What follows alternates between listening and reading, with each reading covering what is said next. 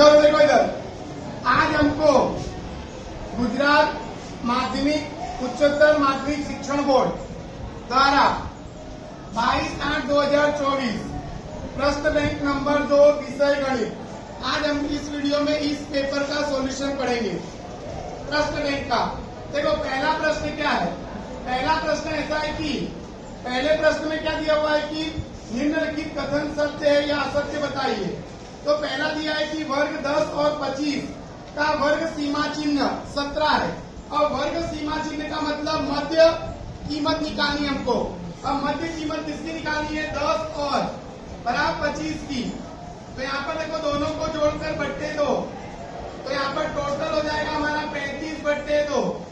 अब 35 को यहाँ पर काटेंगे तो आ जाएगा 17.5, और ये कह रहा है कि कितना है? 17 है। इसका मतलब ये कथन कैसा है? असत्य। तो ये कथन असत्य है। अब क्या कह रहा है कि प्रेक्षणों में सबसे अधिक बार आने वाला प्रेक्षण माध्यक होता है।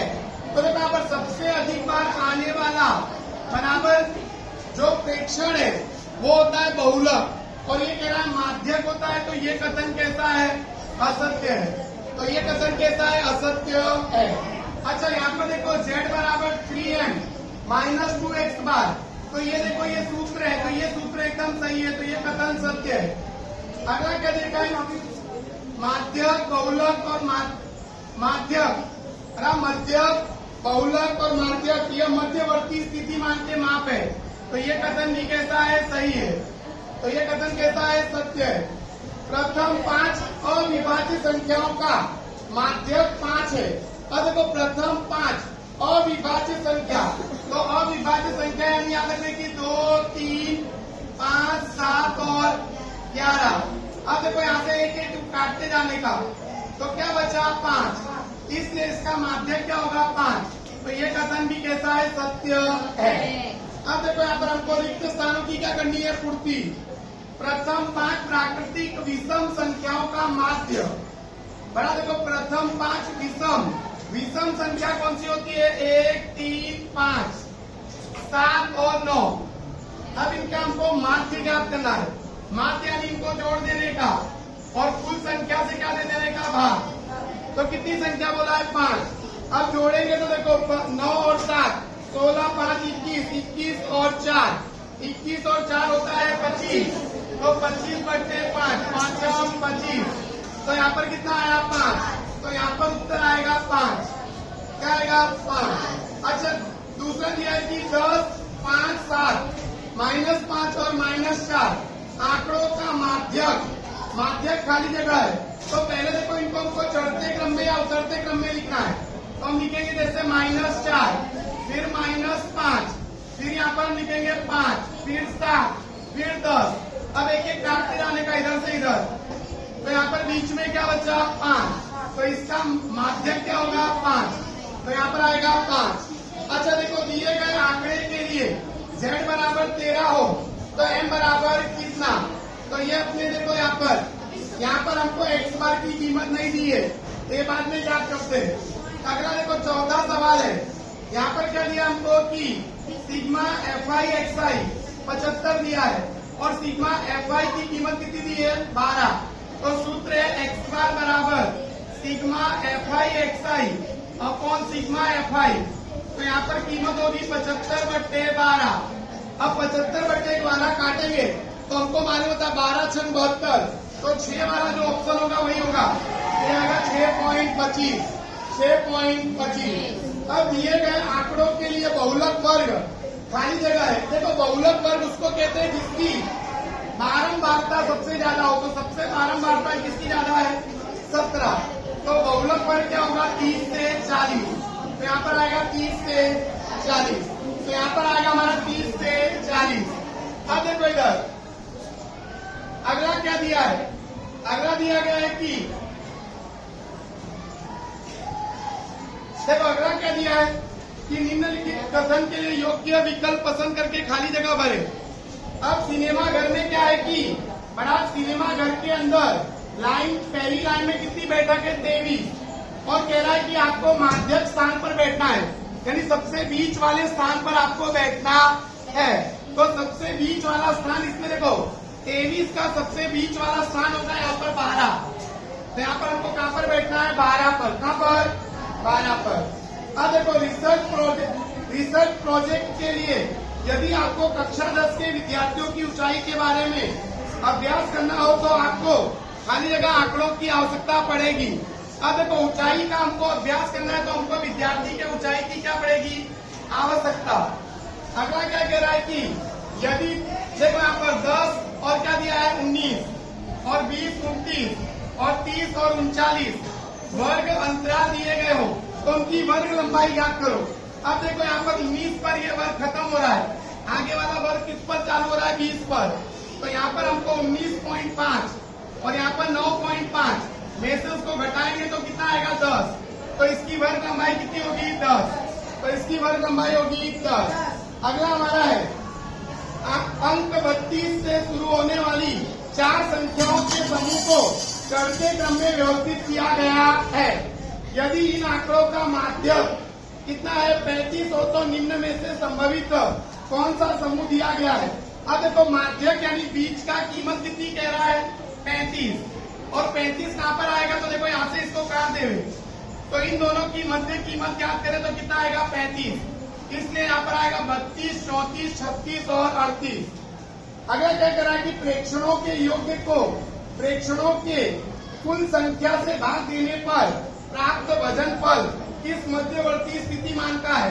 तो किसका होगा? माध्य का। किसका होगा? माध्य। माध्य यानी कि x बार और माध्यक यानी m और बहुलक यानी z। तो ये था हमारा क्या कि MCQ बराबर। अब इसके बाद देखो इधर,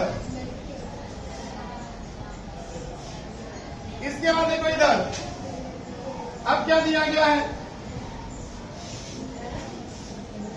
अब देखो यहाँ पर PAB की मूल बिंदु से दूरी।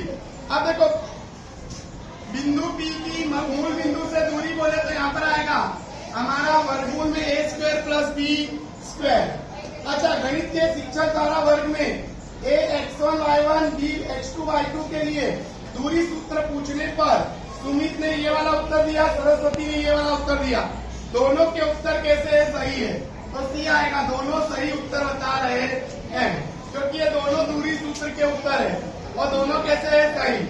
अब देखो यहाँ पर 5 5 और 5 0 और 0 5 खाली जगह त्रिभुज के शीर्ष बिंदु है। तो ये किसके शीर्ष बिंदु है? समद्विबाहु। समद्विबाहु त्रिभुज के शीर्ष बिंदु है। क्यों? क्योंकि देखो यहाँ पर हम ऐसे लिखेंगे 5 5 और यहाँ पे 0 5 और यहाँ पर लिखेंगे 5 और 0। तो यहाँ पर इसकी 5 आ जाएगी इकाई और इसकी 5। तो दो भुजा समान हो तो हम बोल सकते हैं समद्विबाहु त्रिभुज। क्या बोलेंगे? समद्विबाहु त्रिभुज। अब देखो क्या कह रहा है? बिंदु दिया है और x अक्ष पर खींचे गए लंब की लंबाई ज्ञात करनी है। तो लंब का लंब पाठ क्या करना है? देखो किसी बिंदु का x अक्ष से हमको क्या देखनी हो? दूरी। तो हम उसका वायाम देखते हैं। तो वायाम कितना है? 3 बराबर। और किससे दूरी देखनी है? x अक्ष। तो इसका मतलब कि उसका एक्सियम क्या होगा? 0। तो 0 और 3 उत्तर आएगा। 0 और 3 तो आएगा यहाँ पर 0 और 3। अब मूल बिंदु, केंद्र और वृत्ता व्यास का अंत बिंदु। देखो मूल बिंदु क्या है? केंद्र है, यानी इसके याम 0 0 है और ये व्यास है। व्यास का एक याम दिया हुआ है 4 और कितना दिया है? -6। तो यहाँ पर दूसरा क्या होगा? तो देखो यहाँ पर 0 0 तब आएगा जब यहाँ पे देखो प्लस का 4 है और यहाँ पे हम किसका लेंगे? माइनस का। और जब यहाँ पे माइनस का 6 है तो हम किसका लेंगे? प्लस का। तो यहाँ पर आएगा B -4 और 6। अच्छा, यहाँ पर देखो बिंदु दिया है और x अक्ष से उसकी लंब दूरी पूछी है। x अक्ष से लंब दूरी पूछी है, यानी उसका वायाम। वायाम क्या है? इस पर 2। तो यहाँ पर उत्तर में क्या आएगा? 2। अच्छा, यहाँ पर देखो ये बिंदु दिए गए 2 और उनका अनुपात है k/a और उसमें विभाजन करता है x के निर्देशांक। x का निर्देशांक होता है mx2 + nx1 upon m + n। पर यहाँ पर देखो m हमारा क्या है? k है। तो kx2 प्लस और n हमारा 1 है, यानी x1 हो जाएगा और k + 1। तो यहाँ पर हमारा आएगा ये वाला ऑप्शन। अगला देखो ये बिंदु दिए गए हैं और इनको जोड़ने वाली रेखाखंड का मध्य बिंदु निकालना है। तो देखो यहाँ पर 6 प्लस 6 में से 6 माइनस होगा तो कितना हो जाएगा 0, 0/2 और यहाँ पर देखो -2 और यहाँ पर प्लस का 2/2 तो ये भी कितना हो जाएगा 0, 0 तो यहाँ पर इसके बिंदु मध्य बिंदु आएंगे 0, 0। अब क्या कह रहा है कि y अक्ष से किसी बिंदु की दूरी को खाली जगह कहते हैं, y अक्ष से किसी बिंदु की दूरी को उसका एक श्याम होना चाहिए, तो इसको हम बोलते हैं भुज। क्या बोलते हैं? भुज कहते हैं। तो क्या बोलते हैं इसको? भुज। तो यहाँ पर आएगा हमारा भुज। अब देखो अगला हमारा प्रश्न क्या है कि अगला प्रश्न ऐसा दिया है, अगला प्रश्न क्या दिया है? दूरी सूत्र। तो दूरी सूत्र क्या होता है? वर्गमूल में x1 माइनस x2 का whole square plus y1 minus y2 का होल स्क्वायर। तो यहाँ पर ये आएगा हमारा ये वाला ऑप्शन आएगा। तो यहाँ पर देखो हमारा क्या ऑप्शन आएगा? बराबर ये वाला ऑप्शन हमको लिखने का है। तो यहाँ पर कौन सा ऑप्शन आएगा? ये वाला। तो ये हमारा क्या है? सही ऑप्शन है। अब देखो इधर, अब हमको सत्य असत्य बताने। सत्य असत्य में देखो क्या है? सत्य असत्य में क्या कह रहा है कि ये हमको बिंदु दिएगा, ये समरेख है, तो ये बिंदु समरेख है ऐसा बताने के लिए हमको क्या करने का है? आलेख बनाने का। यहाँ पर 0, यहाँ पर 1, 2, यहाँ पर हो जाएगा 1 और यहाँ पर 2 और यहाँ पर हो जाएगा माइनस का 1 और माइनस का 2। अब पहला बिंदु देखो 0 और 2 है, तो 0 और 2 यानी x याम 0 है और ये y याम 2, तो ये वाला बिंदु। अब यहाँ पर कह रहा है 0 और -2, तो 0 और -2 ये वाला बिंदु है। और तीसरा कह रहा है 2 और 0, 2 और 0, तो ये बिंदु है। तीनों एक ही लाइन में नहीं है, इसलिए ये समरेख नहीं है।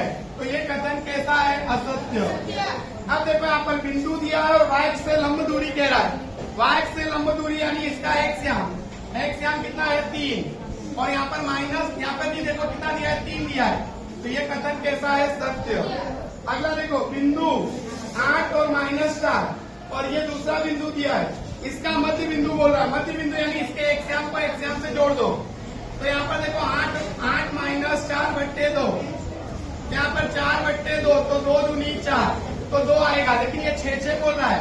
तो ये कथन कैसा है? असत्य। कैसा कथन है? असत्य। अब देखो बिंदु 3 और 4 की मूल बिंदु से दूरी कितनी है? 5। कितनी है? 5। तो ये कथन कैसा है? सत्य है। कैसा है? सत्य। क्यों सत्य है? क्योंकि अभी हमने बताया मूल बिंदु से दूरी निकाली हो तो a² + b²। तो यहाँ पर देखो पहला 3 का वर्ग 9, 4 का वर्ग 16, तो वर्गमूल में 25 और 5 का वर्गमूल 25 का वर्गमूल 5। अब देखो त्रिभुज ABC का क्षेत्रफल 0 हो तो ABC समरेख है, तो ये कथन भी कैसा है? सत्य। तो ये मेरा प्रश्न बैंक नंबर 2 का सॉल्यूशन था। अगर आपको ये वीडियो पसंद आए तो वीडियो को लाइक कीजिए, चैनल को सब्सक्राइब कीजिए और ज्यादा से ज्यादा विद्यार्थियों को शेयर कीजिए। Thank you.